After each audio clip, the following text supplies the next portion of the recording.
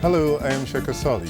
Growing up in that... Straight Talk is a show that tries to connect with the ordinary people back in Africa. We're looking for the story in Africa that week. And held a mock election. Straight Talk Africa began in the year 2000. It was the Africa Division's first television program. There were a core group of 3 or 4 of us. Thank you very much.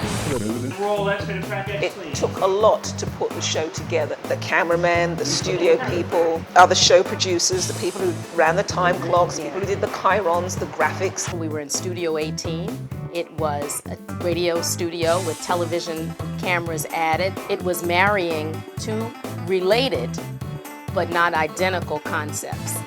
And the result was Straight Talk Africa. Hello, welcome to Straight Talk Africa, live from the Voice of America studios here in Washington. Initially, of course, we were getting into what you would say is uncharted territory.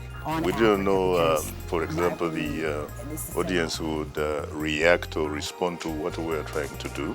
We didn't have much clout because people didn't know who we were, so to try and get influential guests was very difficult at the time. It worked because Shaka was such a good host and he knew so many people. So I did them. Before hosting the show, I had done a lot of work on the continent. I was reasonably well informed as far as the history, the culture, the politics, the economics of the continent. Political independence, which is back in 1957.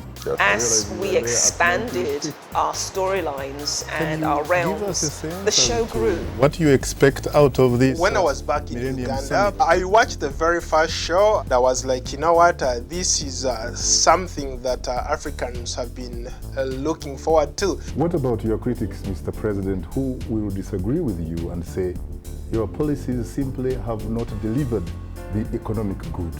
Because at the time, there were a couple talk shows, but there was nothing that was really dedicated to talking about the issues. Issues that affect people on a daily basis. To vote for independence, we're talking about, for example, the democratization process, the struggle for human rights. Since 2005, we have been assured that there is going to be an election. No election. A lot of things, frankly, that people rarely have an opportunity to be able to have a dialogue or to have a conversation.